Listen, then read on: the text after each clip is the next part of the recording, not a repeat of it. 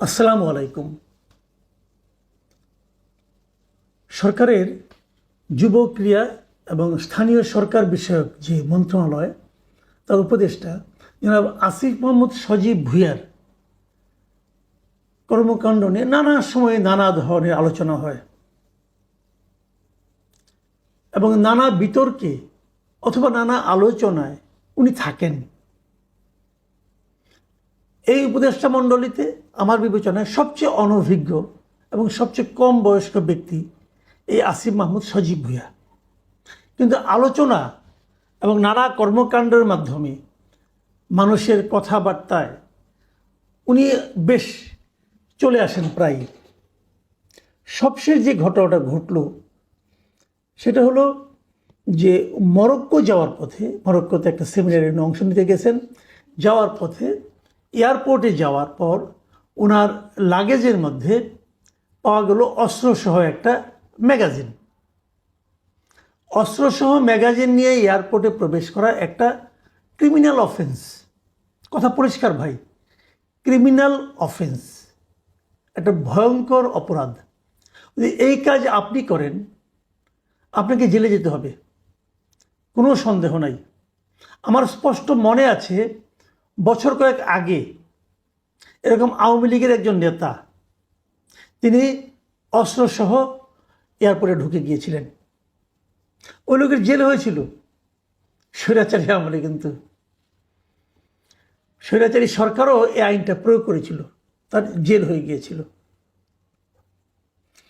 তো এক্ষেত্রে কি হলো? উনি উপদেষ্টা মানুষ। এই দেশে সংবিধান বলে, আইন বলে যে আইন সবার জন্য সমান, কিন্তু বাংলাদেশে আমরা এই জুলাই পরবর্তী আন্দোলনের সময় দেখছি যে আইন সবার জন্য সমান নয়।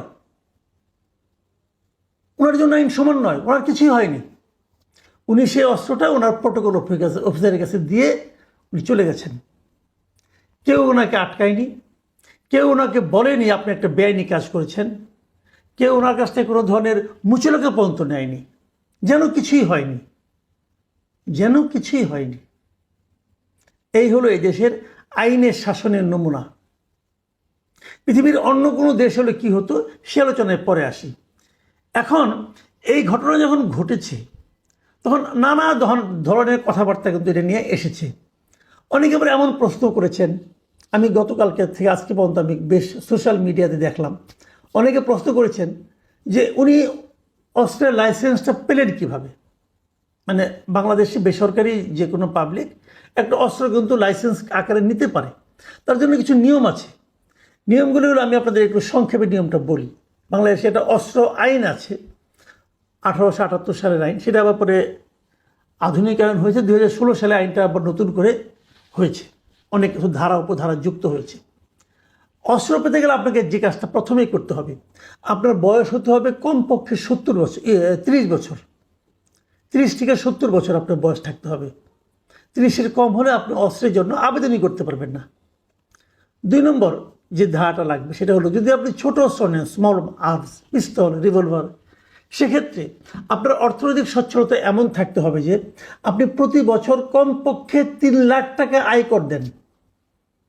যে 3 লাখ টাকা আয়কর দেয় তার আয় কত হতে পারে ধারণাই করতে পারেন। তো আপনার বাৎসরিক আয়কর হতে হবে মিনিমাম 3 লাখ টাকা। এইভাবে আপনি বিগত 3 বছর আয়কর দিয়েছেন সেই সার্টিফিকেট আপনাকে আপনার অ্যাপ্লিকেশনের সঙ্গে জমা দিতে হবে। এটা হলো অস্ত্র পাওয়ার একটা ন্যূনতম যোগ্যতা। এরকম যোগ্যতা সবার থাকলে সবাই অ্যাপ্লাই করলে সবাই অস্ত্র পাবেন তা কিন্তু না। তারপরে সেটা আবার জেলা প্রশাসন তারা বিচার বিশ্লেষণ করবেন, তারপরে দিবেন।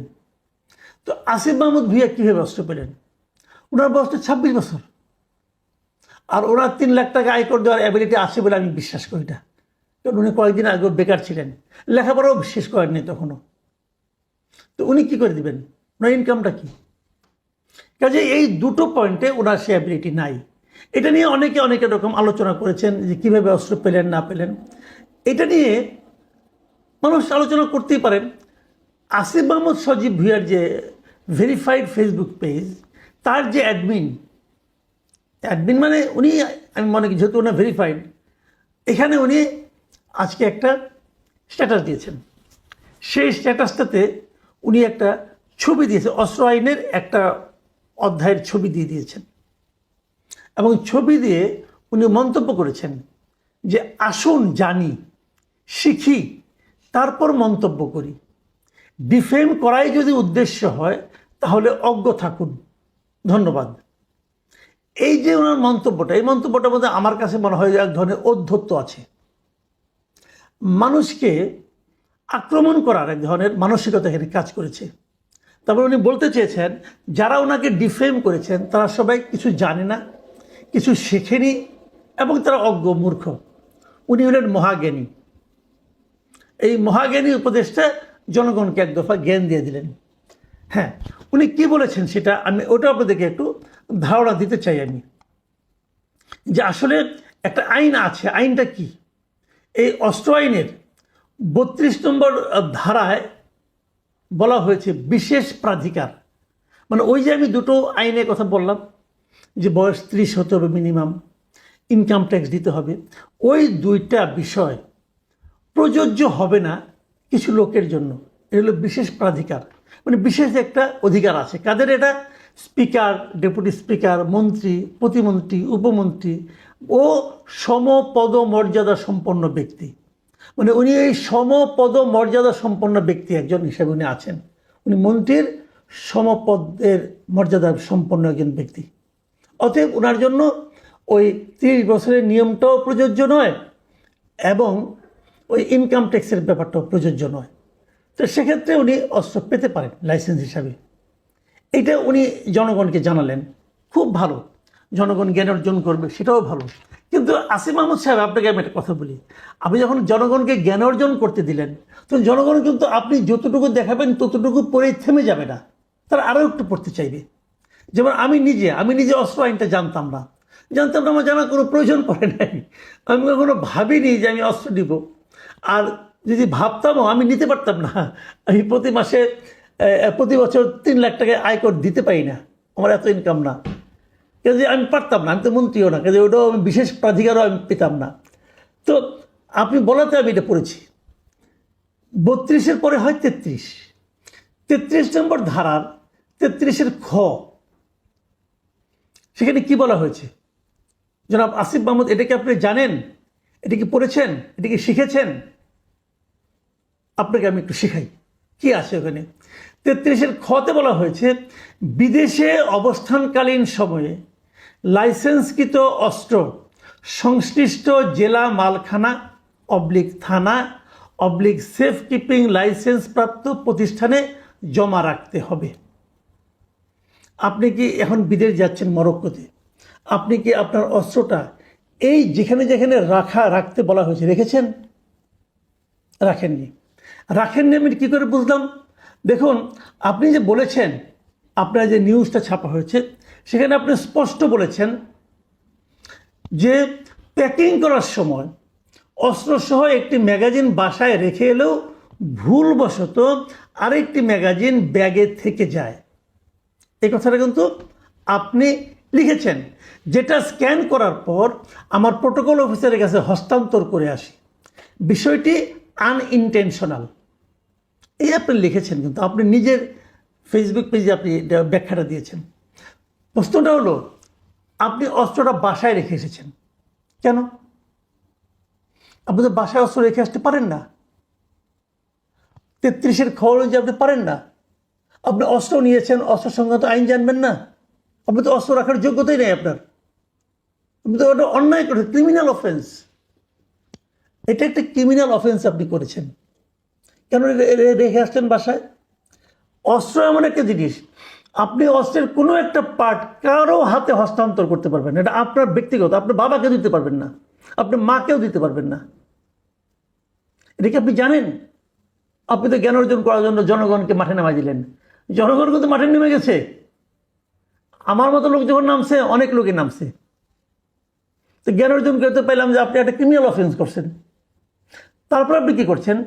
আপনি যে ম্যাগাজিনটা আপনার কাছে ধরা পড়েছে সেটা আপনি আপনার প্রোটোকল অফিসারকে দিয়ে দিয়েছেন। আপনি ওই ম্যাগাজিনটা আপনার প্রোটোকল অফিসারের কাছেও দিতে পারেন না। আপনাকে জমা দিতে হবে আপনার নিকটবর্তী থানায়। আপনি প্রোটোকল অফিসার যে ওখান থেকে নিয়ে বেরিয়ে গেল, তাকে তো যে কোনো সময় অ্যারেস্ট করতে পারে পুলিশ, যে তুমি এটা পেলে কোথায়? কোনো আইন নাই। আপনি উপদেষ্টা না, কি আসে যায় রে ভাই? কি আসতে স্যার উপদেষ্টা? উপদেষ্টা চলতে কী হয়েছে? আপনি বাই চান্সই উপদেষ্টা হন আর নির্বাচন করেই হন, যেভাবেই হন, বাংলাদেশের আইন অনুযায়ী আপনার এই উপদেষ্টা মূল্যের কোনো মূল্য নাই যদি আপনার হাতে একটা এরকম বেআইনি অস্ত্র থাকে। আর উপদেষ্টার অস্ত্র বলে যদি প্রোটোকল অফিসার নিয়ে যায়, তার তো জীবন রিস্ক। এখন ওটা ছিনতাই হয়ে যেতে পারত। আপনি কি করলেন বলেন? আইন মেনেছেন? আপনারা আইনকে কি মনে করেন? আইন কি আপনাদের পকেটে থাকে চীনাবাদাম? ইচ্ছা হলো খাইলাম, ইচ্ছা হলো ফটো এলাম, ইচ্ছা হলো কাউকে দিয়ে দিলাম। এটা শেখ হাসিনা করতো, তাকে আমরা স্বৈরাচারী বলতাম।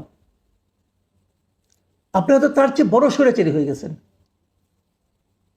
কোনো অভিজ্ঞতা নাই, কোনো যোগ্যতা নাই, উপদেষ্টা হয়ে বসে আছেন আর এগুলি করছেন। কয়েকটা কথা বলি, কতগুলি আইনগত দিক দিয়ে আলোচনা করলাম, যেহেতু আপনি পড়তে বলেছেন বলে পড়েছি ভাই। আরও কয়েকটা কথা বলি, যেগুলি নৈতিক একটা বক্তব্য দিয়ে আপনার সঙ্গে আলাপ করতে চাই। সেটা হলো, একটা অস্ত্রের দাম কত? আমি যতটুকু জেনেছি, একটা আপনার বোধহয় খুব সম্ভবত স্মল আর যতটুকু আমরা বুঝতে পেরেছি, পিস্তল অথবা রিভলভার কিছু একটা হবে। অ্যাভারেজ দাম হলো 2 থেকে 2.5 লাখ টাকা। দামি, আরও দামি আছে। আপনি 2 থেকে 2.5 লাখ টাকা পেলেন কোথায়? আপনি কি এমন সম্পদ আছে? আপনি জমিদারের পুত্র নন, এটা আমরা জানি। আপনার বাবা যে স্কুল শিক্ষক, এটাও আমরা জানি। আপনি কোথায় পেলেন? আপনি কয় টাকা বেতন পান? আপনার মান্থলি ইনকাম কত টাকা বলেন? আপনি আমাকে বুঝান। আপনি আর কি করেন চাকরির বাইরে? টিউশনি করেন? তা তো আর করতে পারবেন না। উপদেষ্টার পদে টিউশনি করতে পারবেন না। আপনার বৈধ ইনকাম কত বলেন? এই বৈধ ইনকাম দিয়ে আপনি 2.5 লাখ টাকা খরচ করে কিনতে পারেন এক একটা গুলির দাম 5,000 টাকা। আমি খবর নিয়েছি, রিভলভারে একটা গুলির দাম 5,000 টাকা। 2 ম্যাগাজিন ভর্তি গুলি। আপনি কোথায় পেলেন টাকাটা? আপনাকে আপনার বন্ধু বান্ধব দিয়েছে? হ্যাঁ, আমরা জেনেতাম যে মন্ত্রী হলে পরে বন্ধু বান্ধবরা অনেক কিছু দেয়। ওবায়দুল কাদেরকে অনেক কিছু দিত। তো আপনি কি সেরকম মন্ত্রী হয়েছেন? এই মন্ত্রিত্ব করার জন্য আপনাকে পাঠানো হয়েছে? একটা আন্দোলনের মাধ্যমে আপনারা গিয়েছেন। মানুষ আশা করে যে আন্দোলনটা, যে জনগণের আন্দোলন ছিল, সেই জনগণের যে চিন্তা চেতনা, তার প্রতিফলন আপনাদের আচরণে ঘটবে, সেটা তো ঘটেনি। আচ্ছা, আপনার অস্ত্র দরকারটা কেন?